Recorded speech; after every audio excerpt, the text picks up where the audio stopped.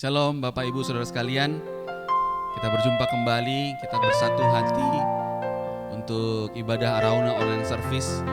Tak terasa kita tiba di penghujung tahun 2021 yang sungguh suatu anugerah Tuhan yang besar. Kita menjalani bisa melewati tahun ini itu semata-mata karena anugerah Tuhan. Mari kita siapkan hati kita memuji menyembah Tuhan dengan cara yang gak biasa, dengan cara yang spesial, dengan cara yang luar biasa. Dan pujian kali ini, saya rindu pujian ini membuka bulan Desember ini dengan Roh Kudus, urapan yang baru, anggur baru tercurah. Haleluya. Mari sama-sama memuji menyembah Tuhan. Ma. Yeay.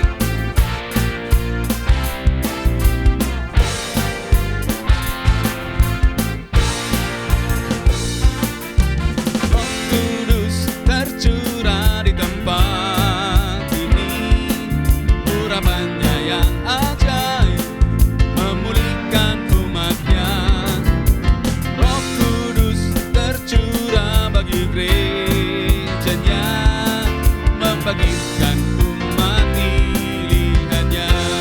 Tekan hari ini. Hari inilah harinya Tuhan, saat pembebasan tiba. Belenggu dosa telah dipatahkan. Mari bersorak bagi Dia.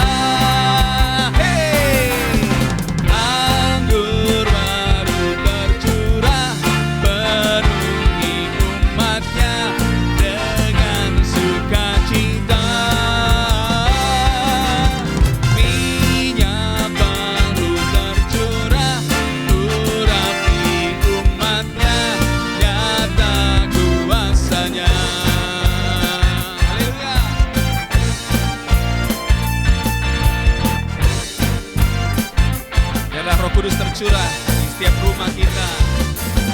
Roh Kudus tercurah di tempat ini. Urapannya yang ajaib memulihkan umatnya. Roh Kudus tercurah bagi gerejanya, membangkitkan umat pilihannya. Katakan hari ini, yes. Hari inilah harinya Tuhan, saat pembebasan tiba. Sama-sama patahkan. Belenggu dosa telah dipatahkan. Mari bersorak bagi Dia. Hey! Anggur baru tercurah, penuhi umatnya dengan sukacita. Minyak baru tercurah, urapi umatnya, nyata kuasanya. Katakan anggur baru, anggur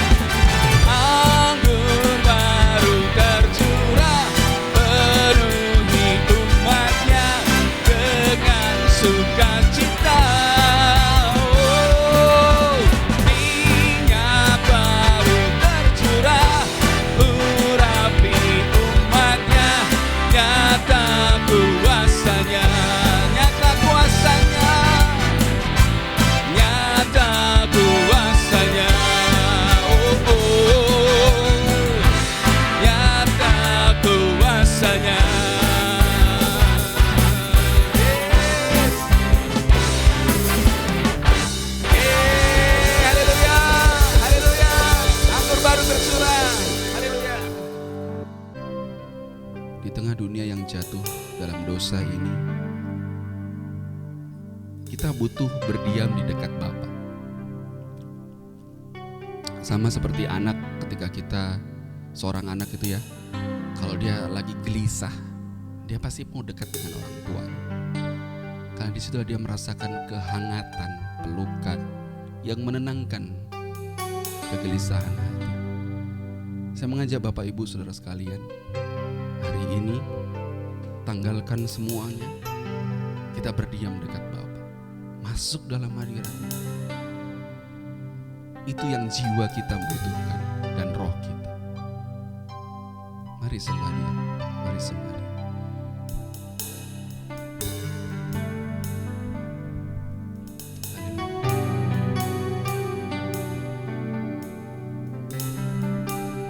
Haleluya, menyembah-Mu Tuhan.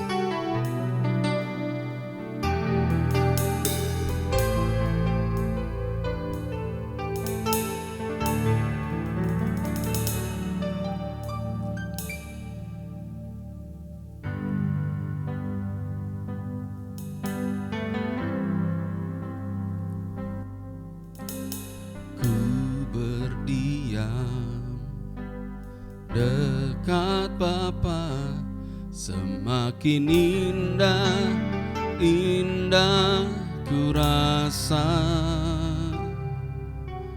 Aku dilayakkan untuk memuji Dia.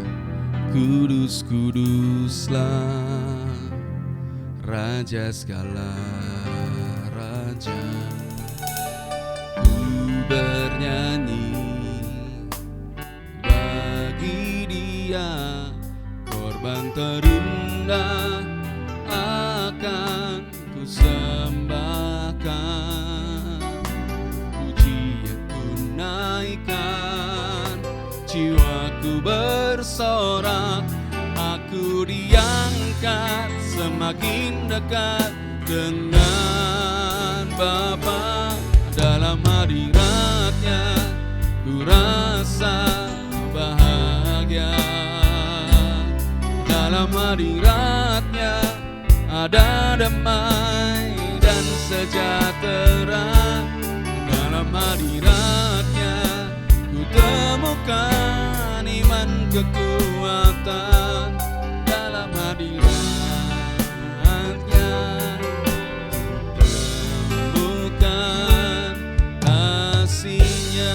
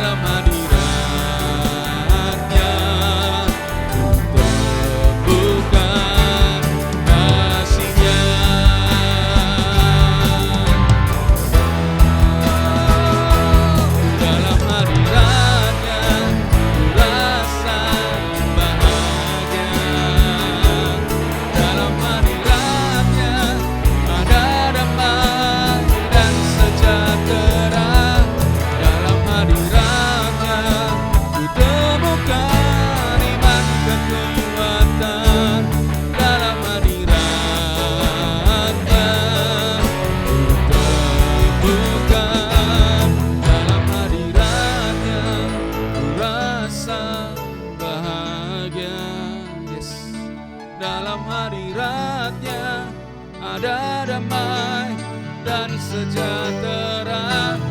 Dalam hadirat-Nya ku temukan iman kekuatan. Dalam hadirat-Nya ku temukan kasih-Nya.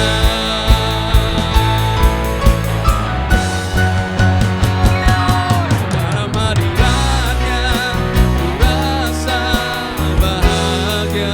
Yes Tuhan, dalam hadirat-Nya ada damai dan sejahtera. Dalam hadirat-Nya ku temukan iman kekuatan. Dalam hadirat-Nya ku temukan. Dalam hadirat-Nya bukan dalam hadirat-Nya ku temukan kasih-Nya.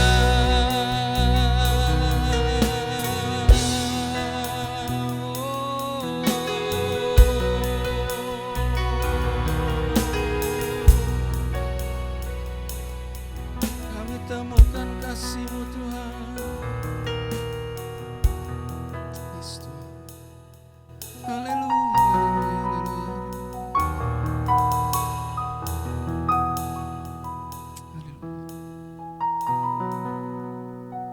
Benar Tuhan, bahwa hanya dalam hadirat-Mu Tuhan kami menemukan kedamaian, kasih, dan sukacita serta ketenangan Tuhan.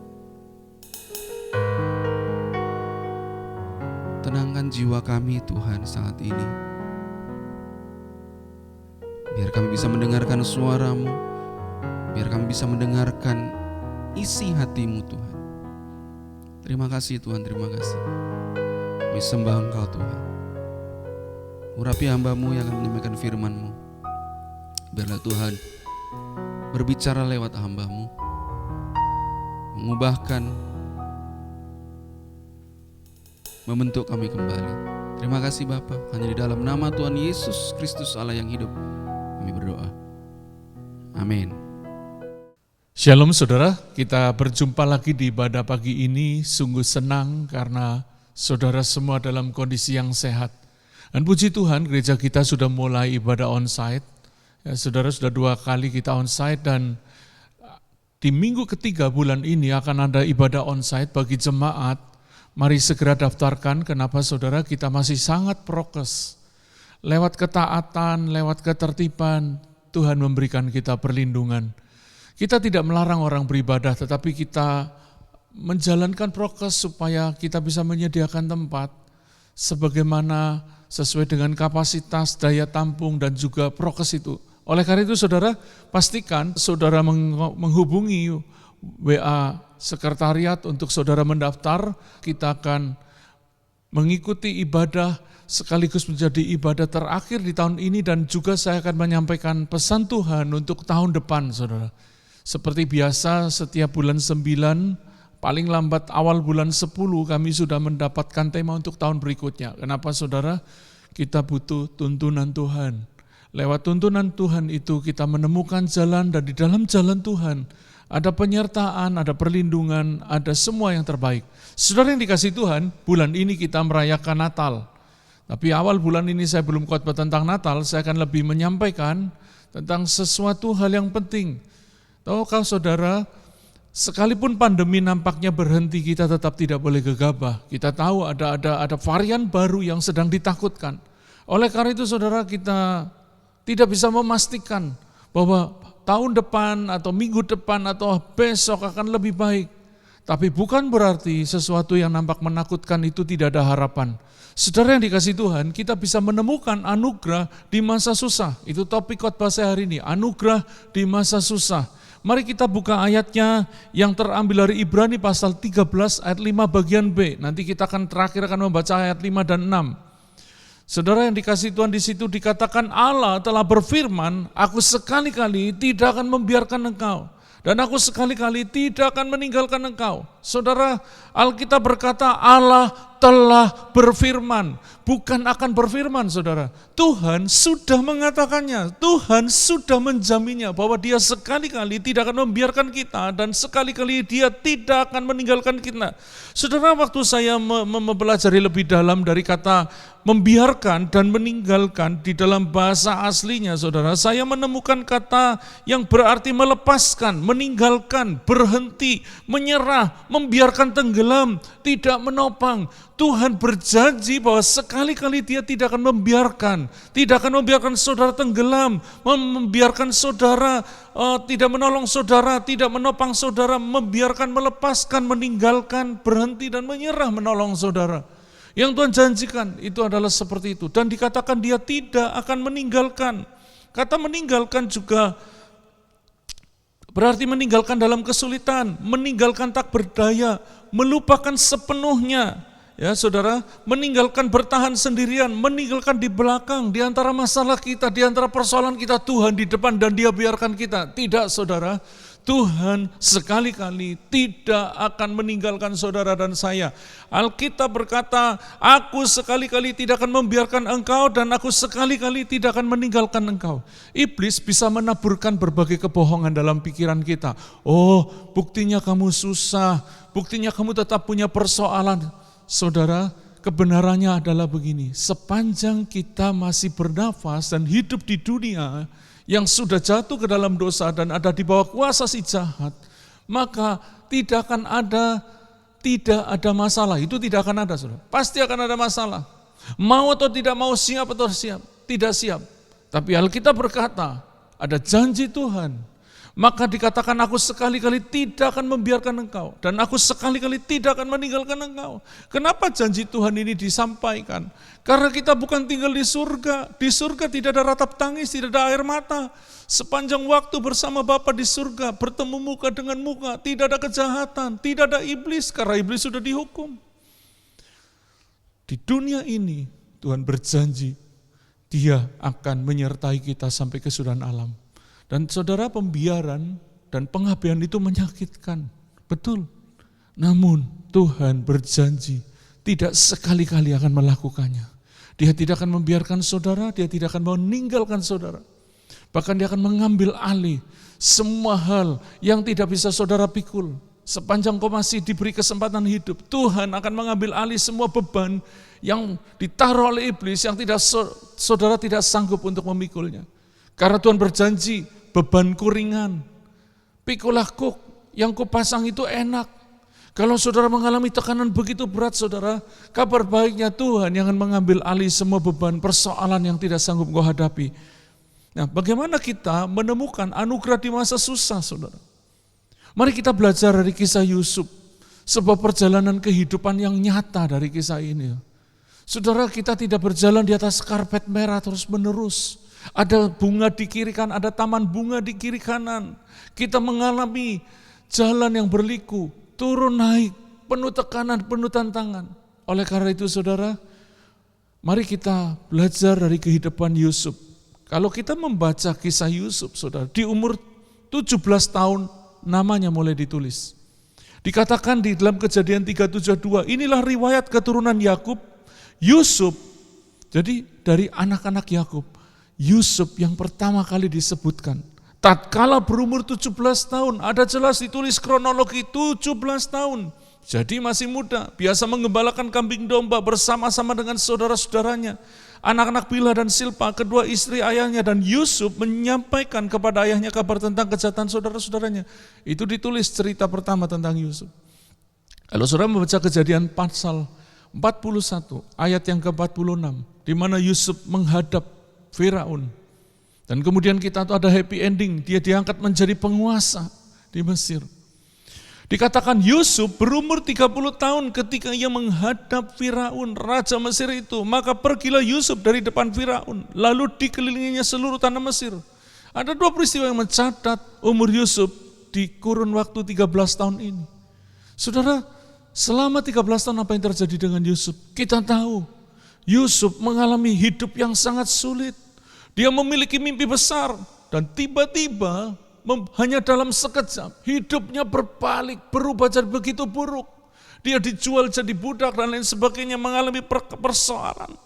Hidupnya berubah menjadi gelap. Dan ini berlanjut selama 13 tahunan.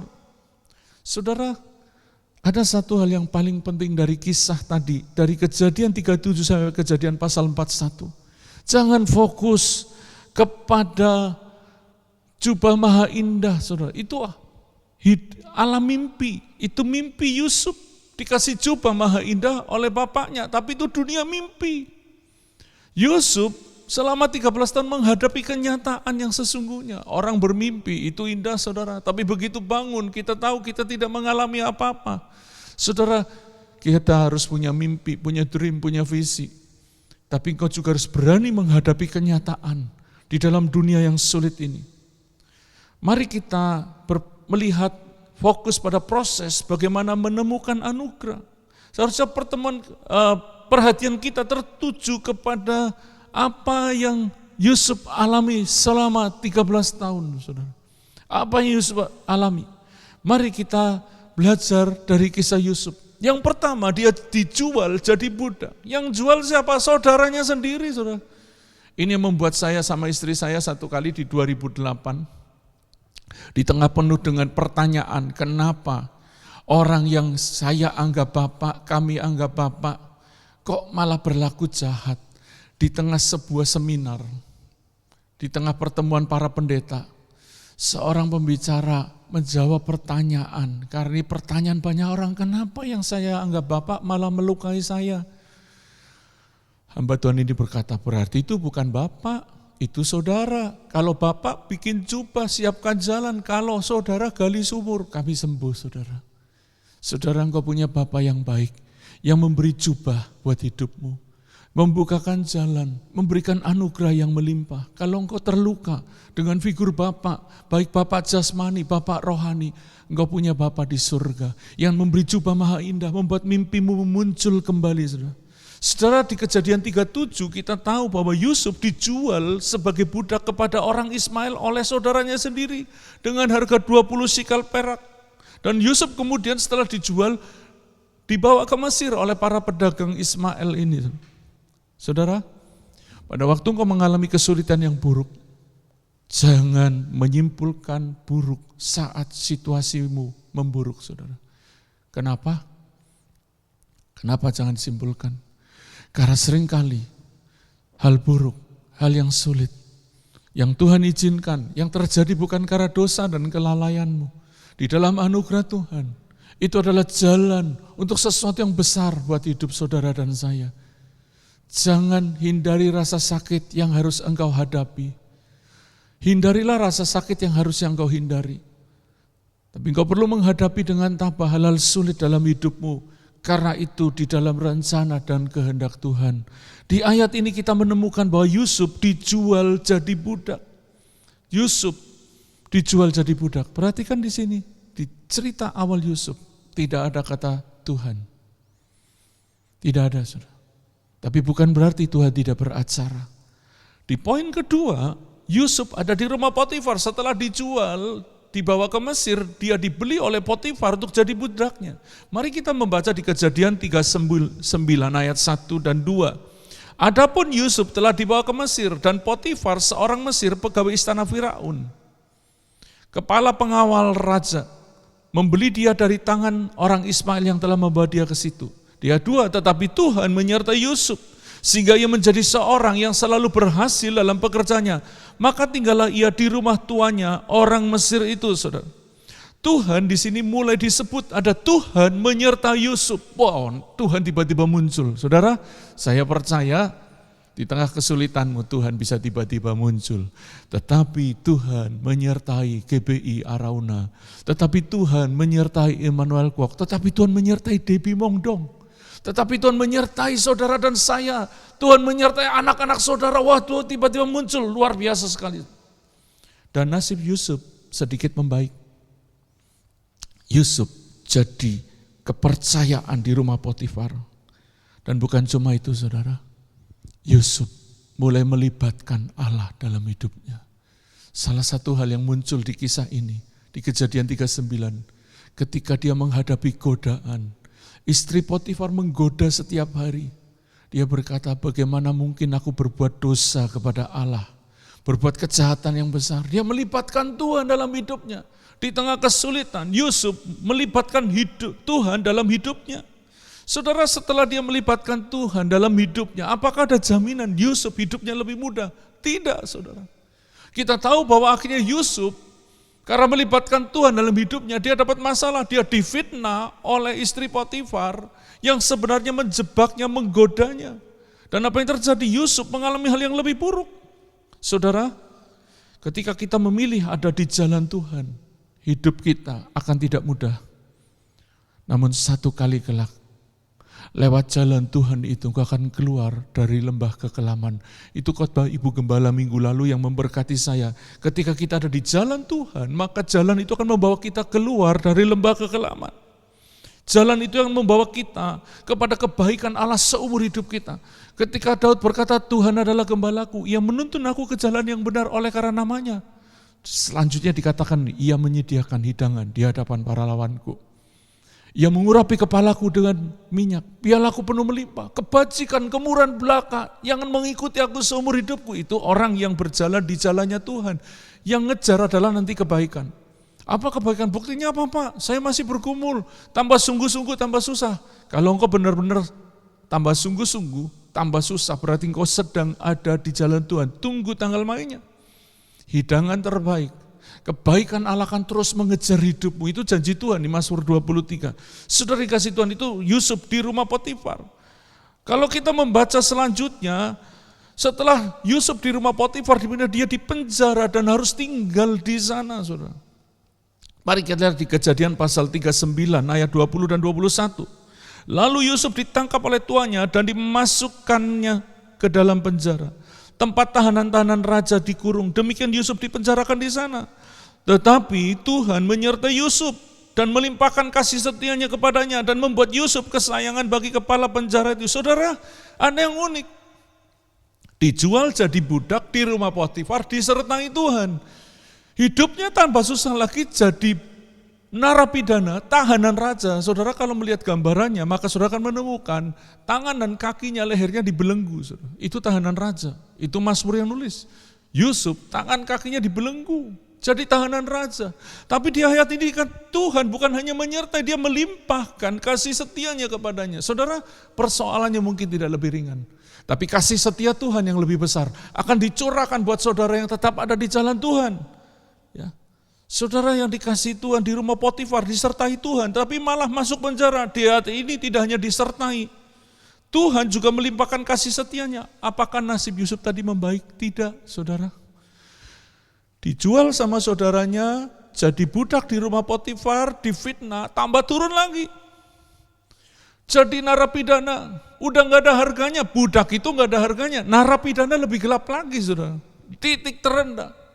Dan saudara yang dikasih Tuhan, ada kalanya Tuhan mengizinkan kita masuk ke titik terendah, tapi tanpa dia meninggalkan kita. Tadi dikatakan Tuhan menyertai Yusuf. Saudara yang dikasih Tuhan, yang perlu adalah penyertaan Tuhan dalam hidup. Untuk apa kamu dapat seluruh dunia, tapi jiwamu binasa? Tidak ada Tuhan di hidupmu. Tapi ketika mungkin kau sedang mengalami tekanan, kesulitan, persoalan, Tuhan menyertaimu, memberikan damai sejahtera yang melampaui segala akal dan pikiran. Tadi dikatakan Yusuf tidak lebih baik. Dia disertai Tuhan, dilimpahkan kasih setianya, hidupnya tambah susah lagi. Mari kita buktikan. Saudara, di Kejadian 40, satu kali Yusuf satu ruangan dengan juru roti dan juru minuman raja yang dipenjara dengan sebuah tuduhan dengan ancaman mengerikan.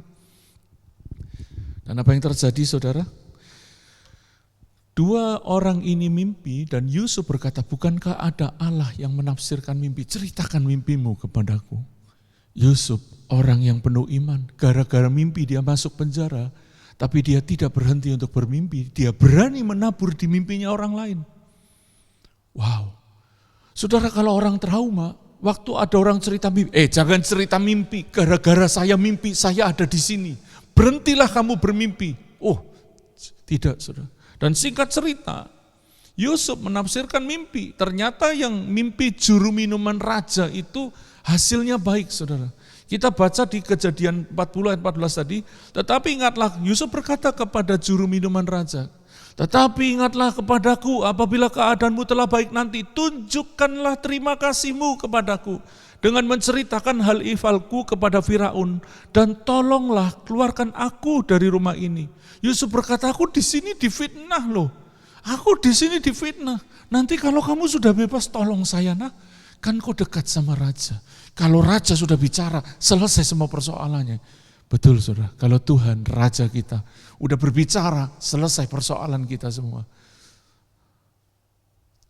Apakah seindah itu ceritanya? Karena di pasal yang sama di ayat 23, setelah juru minuman ini ditolong, dia mimpinya diartikan dan dia betul-betul mengalami kelepasan. Dikatakan tetapi Yusuf tidaklah diingat oleh kepala juru minuman itu, melainkan dilupakannya. Ini gak enak banget saudara. Udah nolong orang itu ngelupain. Pernah gak saudara ngalami itu? Kalau engkau ngalami, mari kita seperti Yusuf. Tetap mengerjakan kebaikan. Yusuf di ayat ini menabur kebaikan dengan sebuah harapan. Nanti kalau kau sudah bebas tolong saya ya, kan kau dekat sama raja. Dan ternyata juru minuman ini melupakan apakah ini sebuah dosa atau memang sesuatu yang diizinkan Tuhan terjadi supaya melalui situasi sulit itu Yusuf membangun imannya. Dari pelajaran di poin keempat ini, jangan menuntut balas budi. Karena budi nggak perlu dibalas. Budi itu nggak boleh diminta tuntutan balas. Itu hanya akan menyakiti diri dan membuat kebaikan yang kita lakukan jadi kehilangan arti. Saudara, kalau engkau merasa engkau telah berbuat baik dan orang yang kau tolong melupakanmu, kabar gembiranya adalah engkau ada di jalan Tuhan. Kalau engkau membangun karakter yang baik dan benar, satu kali Tuhan yang akan balas kebaikanmu. Orang bisa lupa sama saudara, tapi kebaikan saudara dicatat oleh Tuhan. Saudara, mari kita lanjut. Begitu sulitnya orang yang hidup dalam jalan Tuhan. Tapi tadi ada kata Tuhan menyertai dan melimpahkan kasih setianya. Kiranya ketika engkau mendengarkan firman Tuhan ini, di tengah kesulitanmu, anugerah Allah tercurah, Tuhan menyertai, Tuhan hadir, Tuhan berbicara, menuntun seperti seorang bapak lagi nuntun anaknya ke tempat tujuan yang dia mau. Saudara, kiranya engkau ditolong oleh Tuhan. Karena cerita Yusuf belum berhenti di sini. Tadi saya ambil kesimpulannya, kan enak, Alkitab itu bagus saudara. Kita udah baca awal sampai akhir. Prosesnya kita lihat, jadi kita tahu bahwa ada sesuatu yang baik yang dikerjakan. Saya percaya melalui pelajaran iman hari ini, kita ditolong untuk kita bisa menemukan anugerah Allah. Di poin kelima, di Kejadian 41 ayat 1, ayat 39 dan 40 dikatakan setelah lewat 2 tahun lamanya, waduh saudara, dilupakan 2 tahun, gak enak. Kalau cuma dilupakan 2 tahun saudara di luar penjara gak apa, ini Yusuf di dalam penjara. Dan bermimpilah Firaun bahwa ia berdiri di tepi sungai Nil. Kita tahu Firaun mendapat mimpi yang tidak ada seorang pun yang bisa menafsirkannya. Tiba-tiba juru minuman ingat, aduh Tuhan, saya ini berdosa. Ada orang yang bisa tolong kita sebenarnya Tuanku Raja, kata juru minuman. Kira-kira ceritanya begitu. Ada temanku di penjara, dulu dia yang menafsirkan mimpiku dan yang dia tafsirkan itu terjadi. Saya dibebaskan, juru roti dihukumkan sama Tuanku. Itu sebelum terjadi Yusuf sudah ngomong. Oh gitu, kalau begitu panggil. Saudara, kalau keadaan sudah kepepet, orang-orang yang punya karunia emergensi, saya katakan karunia itu akan muncul. Orang-orang yang excellent di waktu sulit itu akan muncul. Saudara, tadi dikatakan, singkat cerita, kemudian Yusuf mengartikan mimpi dan dia berkata, itu mimpi diulang 2 kali, itu pasti akan terjadi Tuhan. Oleh karena itu Tuhan perlu cari orang yang bijaksana, berakal budi, supaya bisa menangani persoalan yang akan terjadi nantinya kalau sulit. Apa yang dikatakan oleh Firaun? Kata Firaun kepada Yusuf, oleh karena Allah telah memberitakan semuanya ini kepadamu, tidak ada orang yang demikian berakal budi dan bijaksana seperti engkau. Engkaulah yang menjadi kuasa atas istanaku dan kepada perintahmu seluruh rakyatku akan taat. Hanya tahta inilah kelebihanku daripadamu. Saudara, di hadapan Firaun, orang yang tepat, Tuhan, dan di saat yang tepat, Tuhan mempertemukan saat itu menjadi sebuah promosi yang dahsyat. Saudara. Bayangkan, budak tidak pernah sekolah, jadi narapidana, dan tiba-tiba jadi penguasa. Apakah bisa mengerjakannya? Bisa, saudara. Karena Tuhan Maha Kuasa. Apakah bisa terjadi dalam hidup saudara? Bisa. Tuhan bisa mengangkat orang yang berkenan di hatinya. Hanya dalam sekejap. Karena peninggian itu datangnya dari Tuhan. Saudara dikasih Tuhan, kita melihat kisah ini.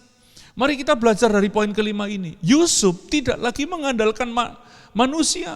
Sebelumnya di penjara dia minta tolong kepada juru minuman yang justru melupakannya. Dan ketika dia mengartikan mimpi raja, dia berkata, Tuanku, kalau bisa Tuanku cari orang yang bijaksana dan berakal budi. Dia tidak mempromosikan dirinya. Dia tidak melibatkan kebaikan dirinya. Yusuf menggunakan karunia yang Tuhan beri untuk memberkati tanpa pamrih. Dan dia menyerahkan hidupnya kepada Tuhan. Dia tidak lagi berkata, Tuanku, ingatlah kalau nanti mimpiku terjadi, ini saya di penjara gara-gara difitnah saudaraku.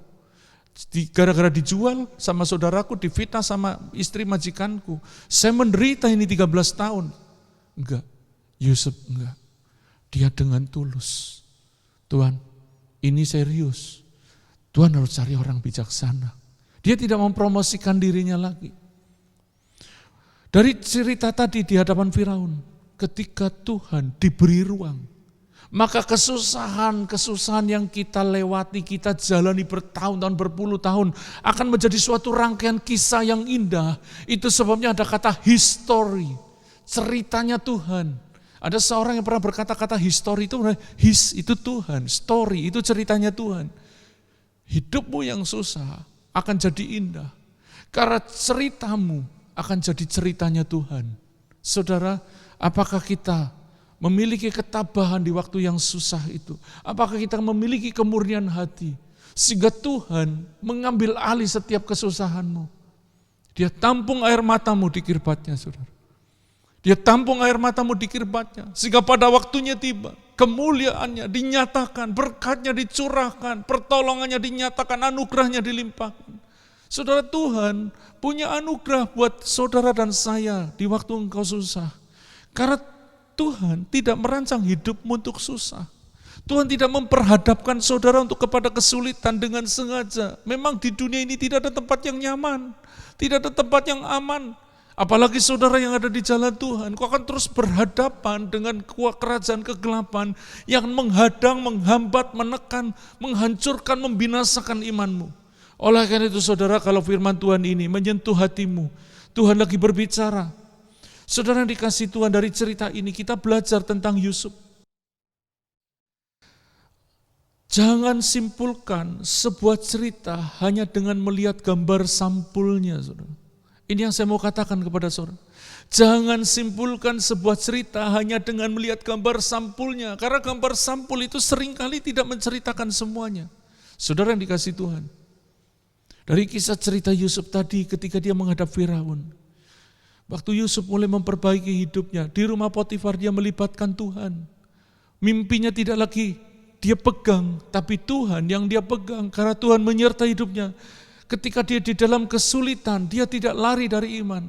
Dan ketika dia berhadapan dengan Firaun, dia menggunakan karunia-Nya untuk jadi berkat, bukan untuk kepentingan dirinya. Dan kita tahu, ketika Tuhan diberi ruang untuk berkarya dalam hidup kita, Tuhan perlu ruang di hatimu. Makanya Tuhan berdiri di muka pintu dan mengetuk, karena dia perlu ruang untuk berkarya menata hidupmu, untuk mengangkat hidupmu. Beri ruang kepada Tuhan. Saudara, mari kita belajar apa yang kemudian Yusuf simpulkan melalui masa-masa yang sangat sulit. Sampai dia teriak-teriak, menjerit-jerit, meminta belas kasihan kepada saudaranya waktu dimasukkan ke sumur. Tidak ada pertolongan, dia minta tolong kepada juru minuman, dilupakan. Yusuf sangat sakit. Tapi di kesimpulan akhir Yusuf, mari kita baca di Kejadian 45, ayat 4 dan 5. Ketika saudara-saudaranya sujud di depan Yusuf dan kemudian Yusuf membuka jati dirinya. Setelah dia berapa kali bermain dengan saudaranya. Dia berkata, akulah Yusuf, saudaramu yang kamu jual ke Mesir. Tetapi sekarang janganlah bersusah hati dan janganlah menyesali diri. Bayangkan malah nguatin saudaranya yang jual dia dulu, yang bikin dia susah. Dia malah dia kuatin. Kenapa? Karena Yusuf tidak menyimpulkan dengan logikanya. Dia sudah memasukkan Tuhan dalam hidupnya. Dan dikatakan, karena kamu menjual aku sini, sebab untuk memelihara kehidupanlah Allah menyuruh aku mendahului kamu. Saudara bayangkan, 13 tahun susah, dan dia ngomong, Tuhan yang nyuruh aku, udah gak usah khawatir. Dan diulang lagi, Yusuf terbukti hatinya sembuh dan pulih, karena dia mengalami anugerah Allah di masa susah. Di Kejadian 50:20 ketika bapaknya meninggal, saudaranya ketakutan. Ini kan dulu masih ada bapak, sekarang tidak ada. Saudara, kalau orang punya banyak salah, itu punya banyak ketakutan. Suka curiga. Yusuf kembali ngomong, perkataan yang sama di saat bapaknya masih hidup. Yusuf berkata, memang kamu telah mereka-rekakan yang jahat terhadap aku. Tetapi Allah telah mereka-rekakannya untuk kebaikan dengan maksud melakukan seperti yang terjadi sekarang ini. Yakni memelihara hidup suatu bangsa yang besar. Saudara yang dikasih Tuhan, Yusuf punya kesimpulan. Saya berharap pagi ini engkau punya kesimpulan. Engkau berkata, aku tahu Tuhan sekali-kali tidak akan meninggalkan aku. Dia tidak membiarkan aku, bahkan di saat aku susah, Tuhan ada menyertai aku seperti Yusuf, saudara. Izinkan Tuhan terlibat dalam hidupmu pagi ini. Buang semua kepahitanmu, lukamu, kemarahanmu. Saudara, saya mau tutup kembali dengan ayat tema, tapi kita baca dengan lengkap Ibrani 13 ayat 5 dan 6. Karena tadi yang saya bacakan ayat tema pertama adalah Ibrani 13 ayat 5b. Kita baca dari ayat 5 sampai ayat 6. Mari kita baca ayat ini. Janganlah kamu menjadi hamba uang dan cukupkanlah dirimu dengan apa yang ada padamu. Karena Allah telah berfirman, Tuhan telah menjamin saudara. Tuhan sudah ngomong duluan sebelum kau kena masalah. Dikatakan, aku sekali-kali tidak akan membiarkan engkau. Dan aku sekali-kali tidak akan meninggalkan engkau. Sebab itu dengan yakin kita dapat berkata, mari katakan sama-sama. Siap saudara? Katakan sama-sama, Tuhan adalah penolongku. Aku tidak akan takut. Apakah yang dapat dilakukan manusia terhadap aku? Mari sekali lagi katakan dari kata Tuhan. 1, 2, 3. Tuhan adalah penolongku. Aku tidak akan takut.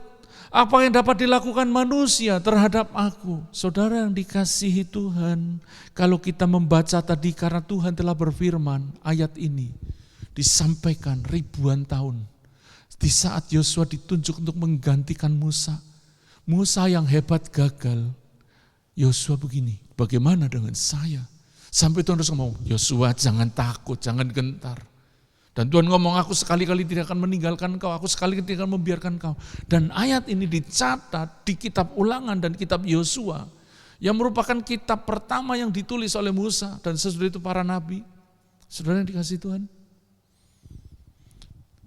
pengalaman Yosua bersama Tuhan dijadikan ayat dan kemudian jadi acuan iman. Artinya setiap ayat di dalam kitab suci yang saudara dan saya baca, itu pasti digenapi oleh Tuhan. Tuhan sekali-kali tidak akan membiarkan saudara, Tuhan sekali-kali tidak akan meninggalkan saudara. Dan bukan cuma itu, karena kita tahu Tuhan bersama kita, maka kita bisa berkata dengan yakin, Tuhan adalah penolongku. Tuhan adalah penolongnya GBI Arauna. Tuhan adalah penolongnya jemaat GBI Arauna. Tuhan adalah penolong saudara yang saat ini sedang beribadah bersama. Mau yang ada di luar kota, di luar negeri saudara. Viewers kita yang ikut ibadah kita ada yang di Belanda, ada yang di Kanada, ada yang di Jawa, dan ada yang di Papua, ada yang berbagai tempat. Saudara. Dimanapun saudara berada, percayalah. Di waktu susah, engkau bisa mengalami anugerah. Dan di dalam anugerah itu, engkau akan terus berjalan semakin kuat bersama Tuhan dan mencapai tempat di mana Tuhan menyediakan sesuatu yang indah, yang melampaui segala yang bisa saudara bayangkan. Karena di ujung sana Tuhan sudah menyediakan yang terbaik. Amin. Tuhan memberkati. Izinkan saya berdoa saat ini buat saudara yang punya kebutuhan. Ketika aku berkata kok firman-Nya pas ya buat saya. Tuhan lagi bicara. Saya cuma saluran, saya cuma alat. Tuhan mengasihi saudara. Saya mau berdoa sebelum nanti kita akan bersekutu bersama melalui perjamuan kudus. Mari kita berdoa. Tuhan, terima kasih hari ini kami belajar tentang anugerah di masa susah. Ternyata di dalam kesulitan yang terberat pun, Tuhan tetap ada bersama kami. Kami mau berpegang kepada janji-Mu, bahwa Tuhan tidak akan membiarkan kami, Tuhan tidak akan meninggalkan kami, bahkan sekali-kali pun. Oleh karena itu Tuhan, pagi ini dengan yakin kami berkata, Tuhan adalah penolongku. Penolong untuk setiap kesulitan, kesesakan, penyakit. Penolong untuk semua kebuntuan hidup kami. Kami bawa setiap kebutuhan umat-Mu Tuhan. Engkau yang sedang membutuhkan pertolongan Tuhan, mari angkat tangan di hadapan Tuhan. Kiranya Tuhan menolong saudara dengan ajaib. Engkau yang sakit, disembuhkan dalam nama Yesus. Engkau yang sedang buntu, gelap hidupmu.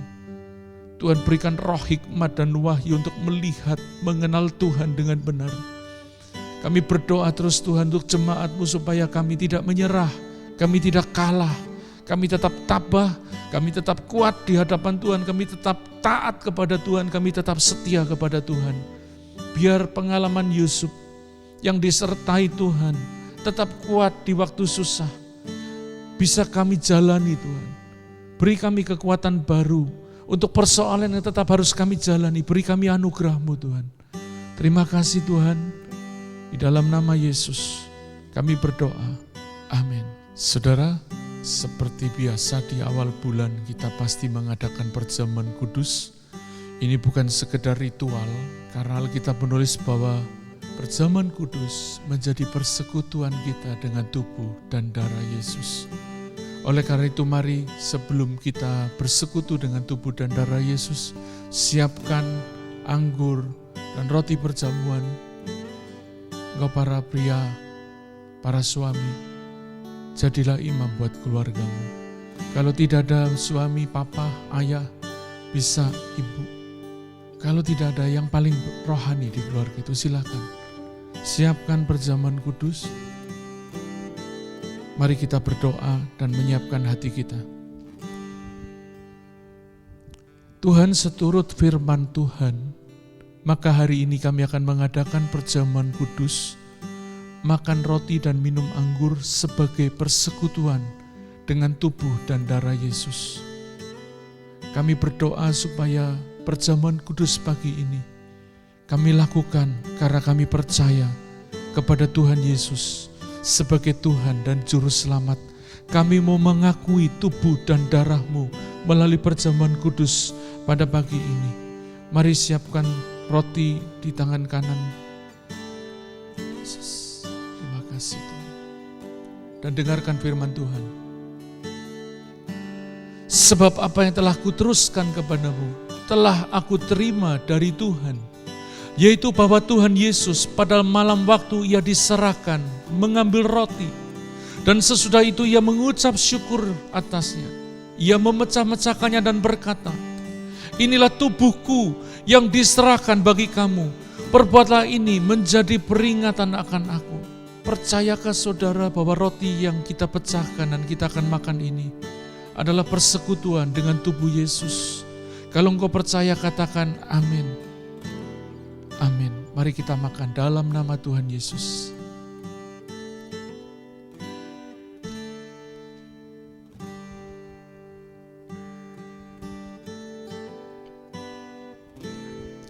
Terima kasih. Terima kasih Tuhan. Oleh bilur-bilur-Mu kami sembuh. Dosa kami dihapus.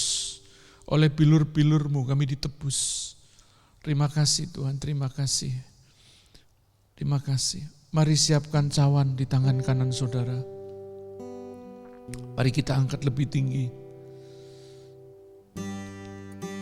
Dan dengarkan firman Tuhan. Demikian juga Ia mengambil cawan sesudah makan. Lalu berkata, cawan ini adalah perjanjian baru yang dimeteraikan oleh darahku. Perbuatlah ini setiap kali kamu meminumnya menjadi peringatan akan aku.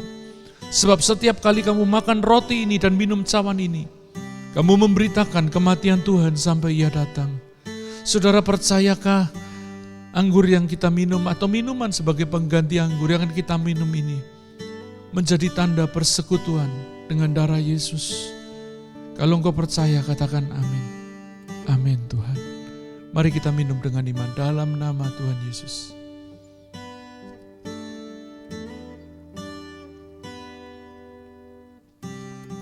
Terima kasih Tuhan, darah-Mu menebus, menyucikan, membasuh kami. Terima kasih Tuhan, terima kasih. Kami punya hidup yang kekal, karena kami telah makan tubuh dan darah-Mu. Terima kasih Tuhan, terima kasih. Saudara, kita akan menutup ibadah pagi ini. Mari kita mengarahkan hati kita bersyafaat sejenak buat bangsa dan negara kita. Tuhan, di akhir ibadah ini, kami beruntuk bangsa dan negara dan kota di mana kami tinggal. Kami memohonkan belas kasihan dan anugerah-Mu. Ampunilah dosa dan kejahatan kami ya Tuhan. Sucikan kami. Dan biar anugerah Allah tercurah. Tuhan, begitu banyak bencana wabah sedang melanda di berbagai tempat. Biar kiranya Tuhan hentikan semuanya dengan ajaib. Pandemi ini berhenti dengan ajaib. Di dalam nama Yesus, bahkan tidak ada penularan yang bahaya di bangsa ini. Penularan-penularan dari luar negeri berhenti dengan ajaib. Berhenti dengan ajaib. Kami juga berdoa untuk pemerintah dan bangsa kami, supaya menjadi bangsa yang takut akan Tuhan, bangsa yang saleh, yang mengakui Tuhan dan menjalankan agama dengan kesungguhan hati. Ampuni kepalsuan-kepalsuan kami Tuhan. Kami sering menyebut nama-Mu, tapi kami menggunakan untuk kepentingan kami. Kami minta ampun Tuhan. Ampuni juga semua penyelewengan, korupsi, perzinahan, percabulan di bangsa ini, pembunuhan di bangsa ini. Sucikan bangsa kami Tuhan. Ampuni dosa bangsa kami. Kami juga beruntuk kota di mana kami tinggal, supaya Tuhan melindungi kami dari semua wabah dan bencana alam. Jauhkan dari longsor, gempa bumi, banjir, badai. Tuhan lindungi dengan ajaib. Terima kasih Tuhan. Kami mau mengakhiri pada saat ini. Curahkan berkat-Mu. Tolonglah kami, berbelas kasihanlah kepada kami Tuhan. Arahkan hati saudara dan terima berkat Tuhan. Tuhan memberkati engkau dan melindungi engkau.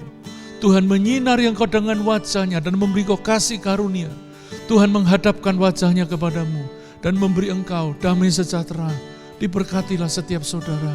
Di dalam nama Tuhan Yesus Kristus yang percaya katakan amin. Tuhan memberkati.